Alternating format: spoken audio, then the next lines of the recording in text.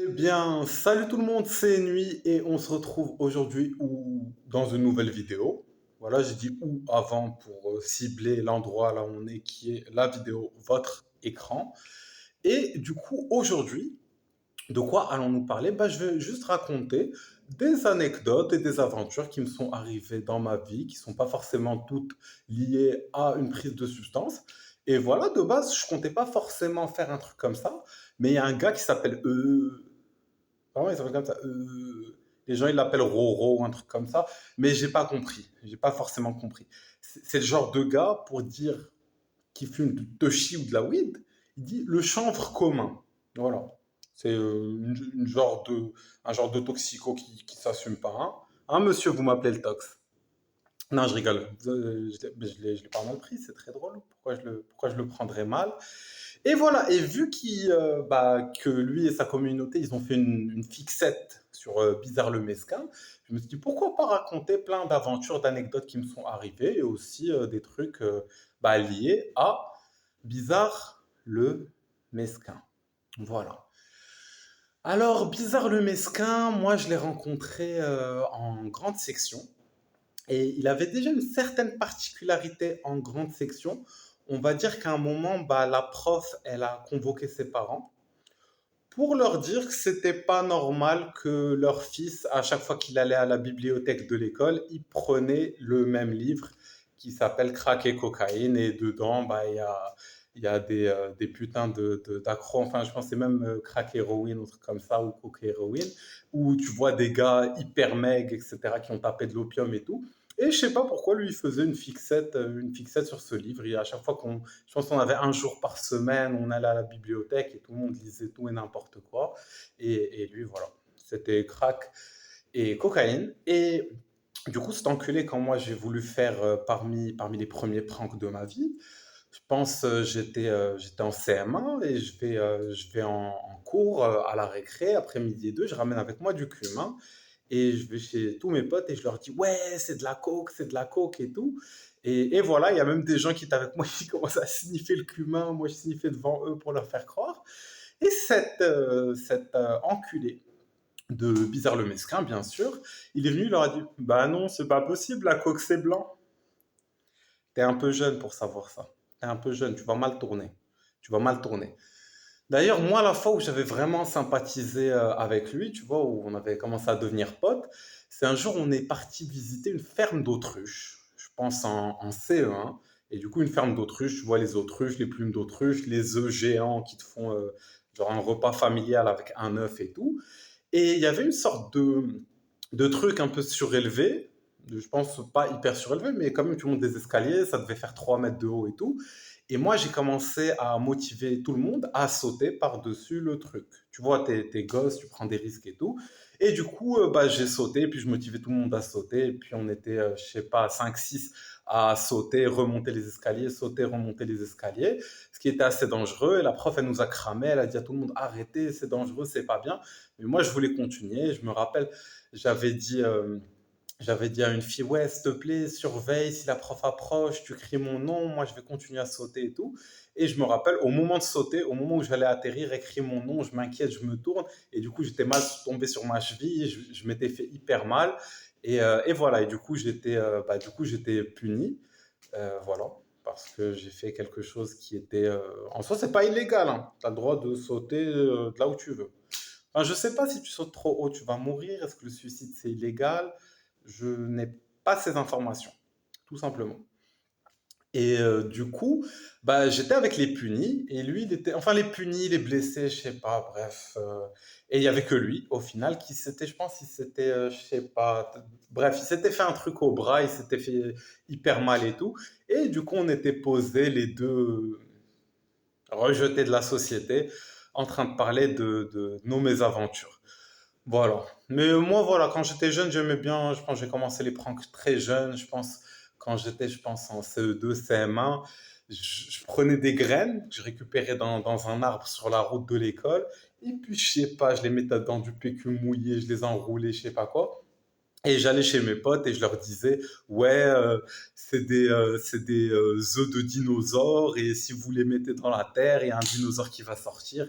Et à cet âge-là, vu que tout le monde est crédule, bah, il y en a qui y croyaient. Ce qui est drôle, c'est qu'il y a deux potes à moi, leurs parents, ils ont trouvé ça tellement genre, drôle, enfantin, qu'ils ont laissé leur gosse croire qu'il y avait vraiment un œuf de dinosaure et le planter dans un endroit. Voilà. Mais j'étais aussi un petit connard. Je me rappelle mon petit frère, des fois, je voulais juste le faire chier sans raison. Je me mordais hyper fort. J'allais chez ma mère avec la trace de la morsure et je disais que c'était lui. Ça marchait au début, mais vu que ma mère était dentiste, bah ça marchait pas parce qu'elle reconnaissait la forme de nos dents. Pas de chance, hein, honnêtement. Après, quand je suis arrivé en sixième, j'ai commencé à faire un prank et je pense que Bizarre le Mesquin était tombé dans ce prank. La prof, elle nous disait quoi? Elle nous disait, ouais, vous devez aller me ramener la biographie de je sais pas quel auteur inconnu et tout. Et en général, tout le monde allait gratter sur Wikipédia. Et qu'est-ce que je faisais moi? Dès que je rentrais chez moi, avant que tout le monde se connecte sur Wikipédia, je partais et je modifiais la page Wikipédia et j'écrivais du n'importe quoi qui a l'air crédible. Et vu que bah, c'est des auteurs pas trop connus, Wikipédia, tu modifies un truc pas trop connu, ça reste un bon moment. Et du coup, voilà, bah, la prof, quand elle interrogeait quelqu'un, bah, le gars, il était là et il commençait bah, à dire n'importe quoi. Un autre prank que j'ai fait du même genre, je me rappelle, il y a une prof de français qui était absente pendant la semaine avant les vacances et tout le monde était content, surtout vers les derniers jours. On se disait, putain, on n'aura pas de devoir de français toutes les vacances, c'est trop bien et tout. Et le dernier jour, il y a des surveillants qui nous ont dit, ouais, venez quand même en cours, vous savez pas si elle allait être là le dernier jour. Et je me rappelle que personne n'est venu, sauf moi. Et je m'étais senti hyper con parce que j'étais venu à l'école juste pour ça, alors que j'aurais pu prendre mes vacances, genre à midi et tout. Genre, je revenais l'après-midi. Et j'ai tellement eu la haine que, bah, qu'est-ce que j'ai fait? Quand je suis rentré, j'ai envoyé un message sur le groupe de la classe et j'ai dit, ouais, la surveillante, elle est venue vers moi, elle m'a dit, où est-ce qu'il est le délégué? Je leur ai dit, je pense qu'il y a personne qui est venu, il n'y a que moi. Et tout ça, c'est faux, bien sûr, j'inventais. Et je leur ai dit, ouais, elle m'a dit de transmettre un message au délégué, du coup, je le fais sur la classe, vu que c'est un message qu'ils doivent retransmettre et tout. La prof, elle a laissé les devoirs à la surveillante pour qu'on les fasse. Et je leur ai inventé une tonne de devoirs, vraiment. Genre, page 36, exercice 4, 5 et 6. Nanana, nanana. Et je leur ai inventé une tonne de devoirs. Et voilà, Bizarre le Mesquin, à ce moment-là, on était déjà potes. Du coup, je lui ai dit, de moi à toi, frère, ne fais pas les devoirs. Et voilà, c'était assez drôle parce que premier cours, tout le monde est là. Il y en a qui n'ont pas fait, pas bien fait et tout. Du coup, les gens, ils stressent. Ils vont pas dire à la prof, Madame, les devoirs. Et voilà. Et puis, ils ont trouvé ça bizarre que la prof ne les demande pas. Et le deuxième cours, à un moment, il y a un ou une intello, voilà, qui a, qui a dit oui, madame, alors les devoirs et tout. Elle a dit quel devoir? Et ce qui est hyper drôle, c'est que bah, la prof, elle l'a pas, elle m'a rien fait vraiment. Genre quand tout le monde lui a dit ce que j'avais fait, elle a dit un truc en mode bah tant mieux, ça vous aura fait travailler. Et voilà. Tout le monde me détestait à ce moment-là, mais je pense que vu que je prankais tout le monde de base, genre, je pense pas mal de gens me détestaient. Et là, j'ai pranké Bizarre le Mesquin deux fois. Deux fois cette année, parce qu'il était avec moi en classe. La première fois, il s'est passé quoi? Il y a un gars de notre classe, il s'est fait hacker. Après, tu as vu, on est au collège, hacker, bref, tu as juste donné ton mot de passe à quelqu'un qui l'a donné à quelqu'un, etc. Et le gars qui l'avait hacké, il faisait des trucs à la con, tu vois. Et genre, il mettait des images de profil de la gay pride et il allait dire à tout le monde je suis gay et tout. Tu vois, c'est ni crédible ni vraiment fun. Mais moi, qu'est-ce que j'ai fait? Je suis allé chez le gars et je lui ai dit, frère, j'ai adoré comment tu l'as hacké, c'est hyper drôle et tout. Ça doit te prendre beaucoup de temps de parler à tout le monde. Passe-moi le mot de passe et tout. C'est pas ton compte, t'as rien à perdre. Viens, moi aussi, je troll avec toi. Le gars, il me passe le compte et le mot de passe. Et du coup, je suis parti. Je pense que j'ai l'adresse email, j'ai changé le mot de passe. Et voilà. Du coup, le hacker, il avait plus accès au compte. Et ce compte d'un gars de notre classe, bah, c'était devenu le mien. Évidemment, vous me voyez comme ça, gentil, un peu frais. Vous vous dites, mais il lui a rendu le compte. Non, pas du tout. Ce que j'ai fait, c'est que j'ai fait des pranks, mais bien plus intelligents. Le gars, j'ai remis sa photo de profil. Et puis j'ai fait un post en mode désolé les gens, je me suis fait hacker et tout. Et j'ai attendu un peu de temps et j'ai parlé à des gens qui connaissaient, mais en mode normal, tu vois. Et puis à un moment, j'ai commencé à faire des trucs, genre une meuf qui connaissait, je lui dis ouais, tu sais, je suis amoureux de toi, je sais pas quoi. J'ai commencé à chercher la merde avec des gars et en même temps, depuis le compte, je parlais à des gens qui connaissaient Bizarre le Mesquin et le gars, et je commençais à leur dire, ouais, genre, mais des gars, tu vois, qui sont bavards, qui savent pas tenir leur langue. Et je leur disais, ouais, si tu veux, je te dis qui je suis et tout, parce que c'est hyper drôle, mais le dis à personne. Et les mythos, ils me disaient, vas-y, bah dis-moi qui t'es, je te jure, je le dis à personne, c'est drôle ton hack et tout. Et moi, je leur disais, ok, tu le dis à personne, mais je suis Bizarre le Mesquin. Et du coup, voilà. Bah, après, le lendemain, tout le monde voulait l'embrouiller, mais bon, rapidement, les gens ont compris que c'était pas lui, et puis personne n'a vraiment compris que c'était moi.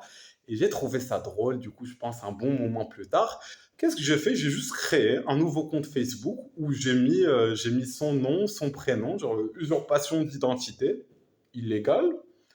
Et, euh, et du coup, j'ai mis son nom, son prénom et tout. Et lui, il n'utilisait pas trop Facebook. Et à l'époque, il y avait beaucoup de gens qui faisaient un nouveau compte Facebook pour des raisons à la con. Et du coup, voilà, je suis parti chez à peu près toutes les meufs de la classe et je leur ai dit, ouais, tu sais, je te kiffe depuis un moment, j'aimerais bien qu'on sorte ensemble et tout. Et voilà, qu'est-ce que t'en penses et tout. Et, euh, et je leur disais, ouais, on en parle demain, je dois quitter le PC et tout, sache que je t'aime de tout mon cœur. Et le lendemain, genre, il a rien compris, il arrive en cours tranquille, il y a une meuf, elle arrive, elle lui dit, ouais, tu veux sortir avec ma copine, qu'est-ce que tu veux et tout. Et puis une autre meuf qui lui a dit, Nizar, tu sais, je préfère qu'on reste amis, etc. Et il a pas compris pourquoi dans la même journée, il s'est fait friendzone par je sais pas combien de meufs. Et il commence à dire que c'est moi, parce que tu vois ce que je veux dire, c'était moi le pranker de base. Et quand il disait que c'est moi je disais, bah non, c'est pas possible. Moi, mes parents, ils m'enlèvent le PC la semaine pour que je fasse mes devoirs. Et du coup, voilà, moi, je sais très bien mentir, honnêtement. Mais voilà, pour ceux qui doutent de mes histoires, je n'ai pas grand-chose à gagner à vous mentir. Je vous raconte ce qui m'est arrivé. Et du coup, bah là, je raconte un petit peu tous les trucs. Et voilà. En parlant de fake, je pense que c'était un peu plus tôt, j'avais prank mon cousin parce que je voyais qu'il était trop con. Il parlait au compte fake d'Instagram, tu vois, genre les meufs, c'est cramé, elles sont fake. Il y a écrit qu'elles vivent à Miami, elles disent, bref, et elles te parlent. Et je sais pas, moi je devais avoir 11 12 ans, lui il devait avoir 14 ans, et lui il béton dedans. Moi j'ai commencé à béton avec lui, je dis putain, on drague des américaines et tout. Non frère, rien du tout. Moi j'ai capté que c'était des fakes, mais je me suis dit, à la place de lui dire, je vais bien le pranker. Et du coup, avec son petit frère et ma cousine, je dis, regardez ce qu'on va faire, on va créer un fake et on va le draguer. Je crée un fake, je fais semblant d'être une meuf un peu plus âgée que lui, tu vois, je le drague subtilement et tout. Et lui, il veut même pas nous montrer, tu vois, lui, il avait son PC portable, on était sur le PC fixe un peu plus loin, genre dans la chambre, et lui, il était avec son PC portable, tu vois, collé dans le coin de la chambre pour pas qu'on regarde et tout. Il était timide qu'une meuf le draguait. Et voilà, bon, je vais vous raconter plus tard comment je me suis fait prank moi de la même manière. Et, euh, et tu vois, quand je l'ai bien dragué, je lui dis, ouais, est-ce que t'as Skype et tout, t'es grave mignon, si tu veux, je te fais un striptease. Et lui, il était hyper chaud, il dit, ouais, bien sûr, et tout, il me passe son Skype et tout. Et quand il me passe son Skype, qu'est-ce que je fais quand je lance l'appel Skype, la webcam du PC fixe, je la tourne vers lui. Et du coup, bah, il ouvre l'appel Skype, il s'attend à trouver une meuf hyper fraîche qui va lui faire un striptease. Et du coup, bah, dans son écran, il y a sa caméra lui-même où il se voit lui-même de face, et il y a une autre caméra où il se voit de loin comme ça. Et voilà, sur le moment, il a bien flippé, on s'est foutu de sa gueule à mourir. Et d'ailleurs, il est particulièrement con parce qu'à chaque fois que j'ai fait des fakes, et j'en ai fait des fakes pour pranker les gens que je connais, à chaque fois que je fais des fakes, au début, il tombait dans le piège et au bout d'un moment, il tombait plus. Et même quand il y a d'autres fakes qu'il ajoutait, parce qu'il y a des fakes sur Internet, il vient chez moi, il me screen le fake, il me dit ah, tu m'auras pas cette fois et tout. Et cet enculé, un jour, je sais pas si c'était un fake ou une meuf random, elle est venue, elle lui a parlé, elle l'a chauffé, elle lui a dit envoie-moi une photo de ta tub. Et ce con, il lui envoie une photo de sa tub et elle a ajouté tous ses contacts, à tous ses contacts, même sa famille et tout. Elle leur a envoyé les screens de mon cousin qui envoie sa tub. Voilà. Il n'a pas appris la leçon. D'ailleurs, mon cousin, une fois, j'étais parti avec lui et un pote à moi que j'avais rencontré peu avant. C'était genre un rasta qui s'en battait les couilles, il faisait un road trip dans toute l'Europe, il dormait dans son sac de couchage dans des trucs random. Il m'a proposé de venir et nous, on s'est dit, tu vois, on s'est dit qu'on allait y aller, mais le rasta, lui, bah, il était préparé, tu vois, il avait un vrai sac de couchage et tout. Nous, frère, on avait genre deux draps, deux coussins, rien, genre un sac, genre, on n'avait absolument rien. Et, euh, Et du coup, quand on était arrivé là-bas, premier soir, on a galéré à trouver un endroit où personne nous fait chier. On s'est retrouvé sur une plage qui était un peu vide. Et je me rappelle, voilà, genre moi à ce moment-là, j'étais un peu au bout de ma vie. J'essayais d'arrêter mon addiction au tramadol et au kratom. J'étais en sevrage. J'étais vraiment pas content à ce moment-là. Et je me rappelle, on s'était endormi comme ça sur le drap au milieu de la plage. À un moment, on est réveillé par un bruit. Et c'est quoi? Et c'est un bulldozer, enfin un bulldozer. Vous voyez les trucs qui ronds comme ça, les machines qui vont peut-être lisser le sable. Je sais pas ce qu'elles font, franchement, je sais pas ce qu'elles font ces machines. Et je la vois, elle vient vers nous, tu vois. Et moi, je l'ai réveillée en flip total et tout. Au final, bon, hein, je pense, tu vois, elle allait pas nous écraser ou quoi. Mais moi, j'étais totalement en flip, tu vois. Tu te réveilles comme ça, il y a un truc qui va t'écraser. Genre, vraiment, c'est rouleau compresseur, en fait. Genre, vous allez me voir en putain de scan, en putain de PDF. Et, euh, et voilà, et je me rappelle, le lendemain, on était au bout de notre vie, on avait mal dormi. Je pense qu'on s'était posé un café qui n'avait pas encore ouvert. Le Rasta, il a dit, putain, c'est ouvert, on peut piquer des Fanta. On était là, on buvait du Fanta le matin, on était au bout de notre vie. Et à un moment, on est parti, on s'est endormi devant la plage, on avait laissé nos affaires au café. Quand on repart au café, il n'y a plus de nos affaires. Et du coup, on flippe et tout. Et puis, je pense qu'on a demandé au gars du café, il a dit, écoutez, je ne savais pas que c'était à vous, je pensais que c'était des gens qui ont laissé traîner ça. On l'a jeté à la poubelle. Du coup, on est parti récupérer à la poubelle nos affaires, qui étaient du coup dans des sacs poubelles. Et vu qu'on n'avait pas vraiment de sac, bah ça nous arrangeait. On a fait tout le voyage en se trimballant avec des sacs poubelles. Voilà. Et après, parmi les aventures, à un moment, on était parti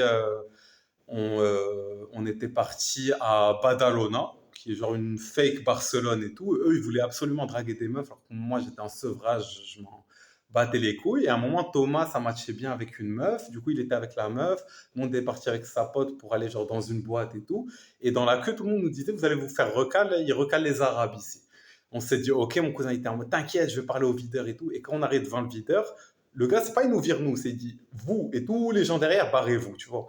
Et bref, et après, notre pote le Rasta, lui, ça se passait bien avec la meuf, ils étaient en train de s'embrasser et tout. Je lui dis, écoute, nous, on va aller dormir dans la voiture, genre, passe-nous les clés, et voilà, et on va t'attendre là-bas. Tu vois, on va dans la voiture, on dort en pure galère. À un moment, le Rasta, il arrive, et moi, je me réveille à moitié, je lui dis, tu l'as baisé? Il me dit non, je me dis, dommage, je me rendors. Et le lendemain, je lui dis, comment ça se fait? Genre, ça avait l'air d'être bien parti. Il m'a dit, frère, c'était hyper bien parti. On est parti sur la plage, on a commencé à s'embrasser et tout. Il y avait des couples éloignés qui étaient plus ou moins en train de s'embrasser, à baiser et tout. Et il dit à un moment, je voyais un gars qui était au loin, qui nous regardait un peu chelou. Et il faisait pas gaffe. Et puis à un moment, le gars chelou, le voyeur ou ce que vous voulez, il vient chez eux. Il vient chez eux, il leur dit ouais, est-ce que je peux vous filmer pour 100 euros? Et du coup, la meuf, elle a flippé, il s'est barré et lui, il avait particulièrement la haine et les testicules de couleur bleuâtre. Voilà. Après, avant ça, il s'est passé quoi? Bah, à un moment, on cherchait un autre spot et on arrive la nuit à une sorte d'endroit vers la plage où tu vois, il y a que des rochers et tout. Ça a l'air calme, ça a l'air tranquille. On est là, on dort sur notre drap en galère, on se fait bien enculer par les moustiques. Et voilà. Et le lendemain, on devait triper. Du coup, on devait triper. Le Rasta, il faisait un candy flip, genre LSD, MDMA classique. Et voilà. Et mon cousin, c'était un Ali flip, qui est un candy flip avec du 2CB à la fin. Et au moment où il commence à monter et tout, et c'est un petit peu genre le début du soleil, dès qu'il commence à bien monter, on commence à voir il y a des gens qui viennent sur la plage. Juste, on a compris que c'était une plage de nudistes vieux gays. Genre vraiment, que des gars de 50 piges et plus, complètement à Walp, qui étaient sur leur rocher. Bon, ils n'étaient pas proches de nous, en train de se sucer la teub, tu vois. Et mon cousin, ça l'a grave fait galérer dans son trip. Il était comme ça, mais frère, j'ai vu des vieux, ils sucent la teub. Ils me regardent, ils veulent me baiser, frère. Et moi, je lui dis, écoute, t'inquiète, moi, je suis sobre, je vous gère, il n'y a pas de souci, personne va te baiser. Personne va te baiser, frérot. Et voilà, après toutes ces galères, je me rappelle, on était rentrés. Moi, pendant tout le voyage, j'avais pris à peine ce qu'il me fallait à fumer comme chanvre commun. Et justement, j'avais galéré, j'en avais plus à la fin et tout. Et mon cousin qui fume pas d'habitude, enfin il était fumeur à un moment, mais il fumait pas. Au bout d'un moment, il me voyait me fumer, il me disait fais-moi fumer, fais-moi fumer. Au début, je le faisais fumer. Au bout d'un moment, je lui dis frère, j'ai pris à peine pour moi. Genre, pour moi, t'es pas fumeur, tu vois. Et du coup, quand on est arrivé, je voulais lui rendre l'appareil de m'avoir fait galérer et de m'être retrouvé dans la hesse. Et du coup, ce qui s'est passé, on était rentré et voilà, il y avait un gars dans son quartier. Bref, j'ai eu mon 10 balles. Et quand je suis arrivé, je me suis dit, je vais le prendre, qu'est-ce enculé, il voulait se défoncer la gueule, il va se défoncer la gueule. Qu'est-ce que j'ai fait? Je lui ai dit, vas-y, je cuisine une omelette et tout. Lui, il était content, il avait la flemme de cuisiner. Et l'omelette, je fous une tonne de shit dedans. Je fous 3 4 pètes dans l'omelette et bah, le shit, ça n'a même pas besoin d'être décarboxylé. Vous mettez ça dans l'huile, ça fond, truc. J'ai rajouté plein d'épices, fromage et tout pour que ça camoufle un peu le goût. Et après, avant qu'on mange, parce que je sais que ça prend du temps à monter, je lui disais, ouais, tu vois, tu m'as affiché pendant le voyage pour fumer, ça y est, maintenant fume avec moi. Il me disait, non, flemme, moi je fume pas d'habitude et tout. Je lui dis, frère, fais-moi plaisir, fume juste 3 tafs, tu voulais les trucs, c'est notre dernière soirée ensemble. Il m'a dit, vas-y et tout. Tu vois, il fume les 3 tafs, on bouffe l'omelette et tout. Et puis un peu, quand je sens que ça va commencer à monter, je le regarde, je lui dis, t'es défoncé. Et lui, il commence à me dire, mais frère, t'es sérieux, j'ai fumé 3 tafs, tu penses que je vais être défoncé et tout. Et puis il y a un pote à lui qui nous rejoint, je commence à parler à son pote. À un moment, il regarde mon cousin est comme ça, déphasé.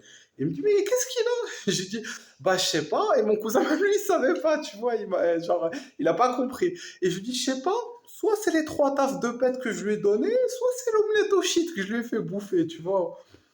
Et voilà, bon, sachez que, voilà, genre, autant mon cousin, je vous avoue, je lui ai souvent, bon, quelquefois fait bouffer du shit sans qu'il le sache, parce qu'à chaque fois c'est drôle et de toutes les façons il le sait, hein, à chaque fois qu'il bouffe avec moi il a le doute mais il a faim et du coup il bouffe, mais bon, ne faites pas ça, ne faites pas consommer quelque chose à quelqu'un sans qu'il le sache. Voilà, petit moment de réduction de risque.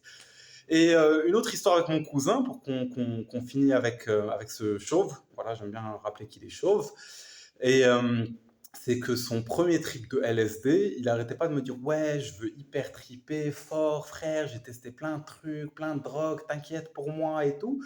Et du coup, bah, il a pris 200 microgrammes, qui est un truc particulièrement vénère si t'es débutant, genre voilà. Et du coup, pendant son trip, il a eu hyper du mal dès que ça commençait vraiment à monter. Il essayait de vomir. Et puis, je lui disais, non, c'est pas de l'alcool, tu vas pas vomir, aller mieux. Puis, à un moment, tu vois, il y a tous ces traumas qui remontaient, chialait et tout. Et moi, j'essayais de le gérer au mieux. Franchement, je me disais, putain, il doit vivre un truc archi chaud. J'essayais de le gérer et tout. Puis, à un moment, il voulait fumer une clope et tout. Je suis parti, je lui ai allumé la clope, je lui ai passé et tout. Il commençait un petit peu à se calmer, à redescendre. Voilà, parce qu'au final, les bad trips en général au LSD, ça dure pas si longtemps que ça. C'est souvent dans le pic, genre vers la fin de la montée, le pic, H+2, H+3, c'est le moment où les gens ils peuvent vraiment bader. Et ça y est, il commence un peu à se calmer, il fumait sa clope et tout. Et tu vois, il n'a pas fini sa clope et il l'a posée. Je pense qu'il est parti aux toilettes se laver le visage ou je sais pas quoi. Et moi, j'ai vu la clope, elle dégageait l'odeur et tout, je sais pas quoi. J'ai pas réfléchi et j'ai vidé le cendrier dans la poubelle alors que la clope, elle était allumée. Et puis lui, il est encore dans les toilettes. Il me dit, mais frère, c'est quoi ce truc de fou? Qu'est-ce qui m'est arrivé? C'est ça l'LSD et tout. Et, euh, et moi, à un moment, je commence à sentir que la poubelle, elle fera en feu, tu vois. Et je me dis, mais comment faire pour gérer le truc sans te faire flipper? Genre, de base, le gars, il est en train de flipper, même s'il est en train de se calmer un peu.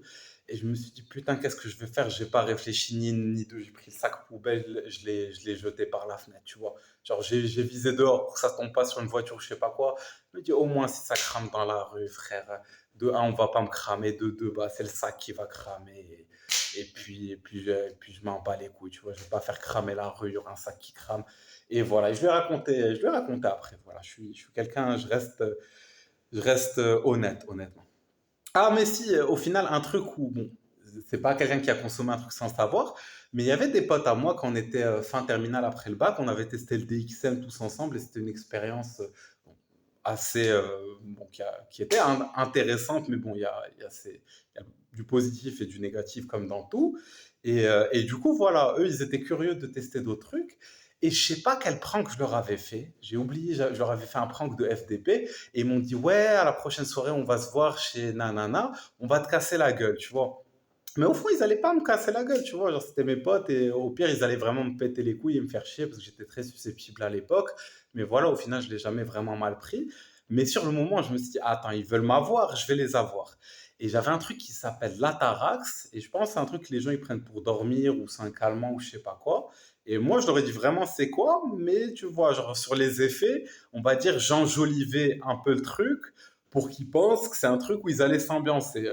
Alors que c'est vraiment un truc, genre juste t'es comme ça et tu dors. Genre, je pense qu'il n'y a même pas, excusez-moi, des gens qui utilisent ça de manière récréative.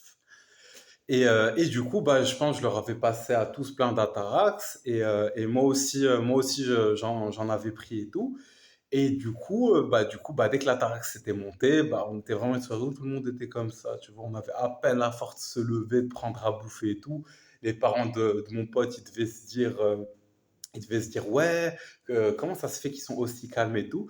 Et voilà, et cette histoire, genre aujourd'hui, nous fait vraiment rire quand on en reparle. Et voilà, et sinon par rapport à Bizarre le Mesquin, il faut bien le remettre dans le contexte. J'ai fait mon TPE avec lui. C'était pas une bonne idée. On l'a fait aussi avec un autre gars qui était complètement taré. Et on bossait pas parce qu'on a fait un TPE sur le Coca-Cola. Voilà, franchement, il n'y a rien à dire, aucune expérience à faire et tout. Et la moitié des cours, parce qu'il y avait, je pense, enfin des cours ou trucs, il y a des fois où tu expérimentes, il y a des fois où bah, juste tu fais des recherches. Et nous, les recherches, on jouait à des mini-jeux en ligne et on regardait du hentai, honnêtement. Voilà. Et puis la première fois que je m'étais vraiment bourré la gueule, j'étais avec Bizarre le Mesquin et il m'avait dit pas longtemps avant qu'il avait testé la sodomie, tu vois, bon, qu'il l'avait appliqué, voilà. Et voilà, moi quand j'étais complètement bourré, je me rappelle pas tout, mais à skip toute la soirée, je faisais que gueuler Bizarre l'enculeur. Et voilà. Bon après lui c'est pas mieux, j'étais pas là la première fois où il était bourré, mais il est parti dans un délire où il disait putain je sens rien, il a commencé à donner des coups de tête dans le mur. Voilà, il n'est pas très fut-fut. D'ailleurs, tu sais, c'est la première personne qui m'a parlé d'Andrew Tate. Et je pense que c'est encore un grand fan d'Andrew Tate. Ça en dit beaucoup sur la personne. Et là, les trips que j'ai fait avec Bizarre le Mesquin, je vais vous en raconter quelques-uns. La première fois que lui, il a testé le DXM, du coup, DXM, c'est du dextrométhorphane, c'est un dissociatif qui était vendu en pharmacie sans ordonnance. Et il y a pas mal de gens qui utilisaient ça comme pour se défoncer. Et en soi, c'est un dissociatif, du coup, c'est proche de la kétamine. Et honnêtement, je pense que cette substance, elle n'était pas dans un sirop dégueulasse qui te fait vomir et chier ta race. Je pense qu'elle pourrait avoir quelque chose dans le psychonautisme et l'exploration de la conscience et tout, comme un peu d'autres molécules, comme la kétamine qui est par exemple utilisée dans les cliniques pour de la dépression. Et voilà. Mais sinon, c'est un sirop dégueulasse qui donne la chiasse et tout. Et cet enculé, quand c'est monté, déjà au début, je faisais le mec en mode ça allait pas monter. Et bah, il s'est retrouvé sur un canapé et je sais pas pourquoi il était devant le ventilateur. Genre, il y avait un ventilateur déplaçable et tout. Il s'est mis dans le canapé devant le ventilateur, je sais pas pourquoi. Et du coup, moi, je l'avais laissé là-bas. Je pensais qu'il était en introspection, qu'il voyageait et tout. Je m'étais posé avec mes autres potes et tout. Puis à un moment, je reviens et je vais chez lui. Je lui dis ça va. Il me dit mec, je meurs de froid. Je me dis enculé, on en était. Pourquoi tu t'es mis devant le ventilateur? C'est toi qui cherches le froid et tout. Et à Skip, à un moment, il voulait aller aux toilettes et il n'arrivait pas à se lever pour aller aux toilettes. Et du coup, voilà, genre, il y a deux potes à moi qui l'ont un peu porté, qui l'ont posé sur les chiottes pour qu'il chie, puis ils l'ont laissé tout seul chier. Et quand il a fini de chier, il n'y avait plus de PQ, frère, parce que les deux rouleaux de PQ qu'il y avait, on les a tous tombés vu qu'on avait la putain de chiasse du DXM. Voilà, et ça, je préfère pas rentrer dans les détails de la chiasse du DXM. Parce que quand tu te retrouves à chier et en même temps tu as envie de vomir, tu vas te lever pendant que tu as fini de chier et tu vas vomir dans l'évier. Et du coup, bah, après, tu tires la chasse quand tu as chié, mais l'évier, il va pas partir vu qu'il y a de la bouffe et que c'est solide. Du coup, tu dois récupérer le vomi avec tes mains et le foutre dans la chasse et puis te foutre à poil pour prendre une douche parce que c'est la merde. C'est les détails dans lesquels je ne devais pas rentrer. Voilà. Et sinon, la première fois qu'il avait trippé au LSD, on était avec des amis qui, eux, c'était tous leur première fois, et moi, non. Et voilà, et moi, je me rappelle, à un moment, il y a une amie à moi qui a badé, j'essayais de la gérer alors que j'étais le plus perché, j'ai pas réussi au final, c'est un pote à moi qui l'a géré. Du coup, moi, j'étais parti faire un petit peu marcher pour me calmer, parce qu'elle m'avait fait un peu peur le fait qu'elle a badé. Et à ce moment-là, il me parle, et il commence à me dire des trucs en mode, la réalité, je sens que je peux m'en approcher, mais jamais totalement. Laisse-moi tranquille, s'il te plaît, vis ton trip de ton côté. Puis je me rappelle, on était dans un truc où, tu vois, il y a les toiles d'araignée, enfin, les toiles d'araignée, les trucs où on peut grimper, on dirait une sorte de toile d'araignée grimpante et tout. Je me rappelle, on avait tous grimpé dessus, en plus, avec les effets de LSD, tu sens hyper les choses. C'est-à-dire, quand je grimpais dessus avant et que j'étais sobre, c'est pas si facile que ça.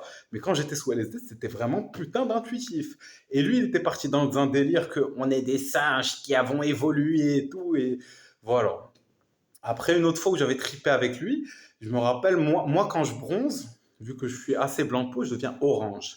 Et je me rappelle, pendant la montée, j'étais allongé sur un transat tranquille, en train de bronzer. Il s'est posé devant moi, il disait: T'es orange, on dirait Donald Trump. T'es orange, on dirait Donald Trump. Oui, je disais: S'il te plaît, laisse-moi tranquille, je suis en train de me laisser mourir. Mais quand je disais ça, c'est par rapport au fait que les psychédéliques, il y a toute une notion de mort de l'ego dans laquelle ton ego, ton identité, elle se dissout, elle meurt, etc. Mais lui, il n'avait pas cette notion. Il m'a regardé en mode: Mais pourquoi tu dis des trucs glauques comme ça? Et cet enculé, après, en plein trip, on était un petit peu dans les montagnes et tout. Et il voulait absolument nous prouver qu'il pouvait faire un front flip, je pense. Pas un backflip. D'ailleurs, il sait faire maintenant les backflips. Mais bon, il voulait absolument nous prouver, mais on était sur des rochers sous LSD. Et je le vois, il tape un sprint en nous disant: Je vais aller faire un front flip. Et moi, je suis en train de courir en lui disant: Non, fais pas de front flip, tu vas mourir et tout. Et mes deux potes qui sont en train de mourir de rire parce qu'ils savent que ni lui, qui va pas faire le front flip et tout. Mais cet enculé, il est vraiment resté 2 heures où nous, on est posé tranquille, je sais pas, on regardait le ciel, on fumait. Et lui, à chaque fois, il essaie de se motiver. Genre, il marche, il court, il s'arrête pour faire un front flip et il le fait pas. Alors, vraiment, il a fait ça pendant 2 heures. Du coup, je pense que voilà, vous aimez bien Mizar le Mesquin, du coup, vous aimez bien ses aventures. Et une fois, on avait testé le 2CE, qui est un dérivé de la mescaline qui a été créé par Alexander Shulgin. Qu'est-ce qui s'est passé? Qu'est-ce qui s'est passé? Quand déjà, on était dans la maison d'un pote où il y avait ses parents, mais on était un peu isolés. Déjà que je leur ai passé le para pour le bouffer, ils l'ont mis dans leur bouche, ils sont rentrés pour boire de l'eau et la daronne du gars a commencé à leur parler. Du coup, ils étaient en mode: Oui, tati, oui, tati. Et voilà. Et après, quand c'est monté, c'était assez intense pour eux. Ils étaient en mode: Putain, frère, c'est trop intense, t'as fait une erreur du dosage. Je leur ai dit: Non, non, le 2CE est intense. C'est le concept de la chose. Et quand on commençait vraiment à monter, il y a le père de mon pote chez qui on était, il vient se poser avec nous en mode: Ah, la jeunesse, comment ça va? Quand j'avais votre âge, des trucs comme ça. Bizarre le mesquin, il a tellement flippé, il a fait genre, il dormait, il s'est tourné de l'autre côté en mode il se pose. Moi, vu que j'étais tripé, mais je voulais avoir l'air normal, je me suis dit: Bah, juste sois naturel. Mais moi, bah, quand je suis naturel, je danse, je rigole et je m'en fous. Et mon pote, il était en stress total que son père il crame, il commence à dire des trucs random. Je pense même que son père ne voulait pas en parler en mode: Comment ça va le travail? Ça va avec l'entreprise, des trucs comme ça. Et son père, à un moment, je pense, on avait mis Pink Floyd et il était en mode: Ah, Pink Floyd, ma jeunesse, ces sons-là, tu voyages, tu vois l'univers et tout. Et nous, on était trippés, on voyageait, on voyait l'univers. Du coup, c'était vraiment une galère. Et voilà, après son père, il est parti, on avait bien rigolé. Et une autre fois, qu'est-ce qui s'était passé? C'était un mélange de 2CE et de 2CP. Et 2CP, j'ai fait une vidéo dessus. C'est la charrette. Ce truc, ça s'appelle la putain de charrette. Et du coup, bah, quand tu prends du 2CP, c'est un truc qui était parti pour 16 heures d'effet. 16 heures d'effet assez lourd. Et on était, moi, lui et trois autres potes, un que je connaissais, deux c'était des potes à lui. Et voilà, tout le monde a relativement géré, sauf un pote à lui qui avait un petit style hyper, hyper prétentieux et tout, qui était en mode: Ouais, moi je connais tout, j'ai testé ça, j'adore les boucles temporelles et tout. Et ce qui s'est passé, c'est qu'à un moment, ce gars-là, dans le trip, il était posé, et puis je pense qu'il a tellement flippé qu'il s'est pissé dessus. Voilà.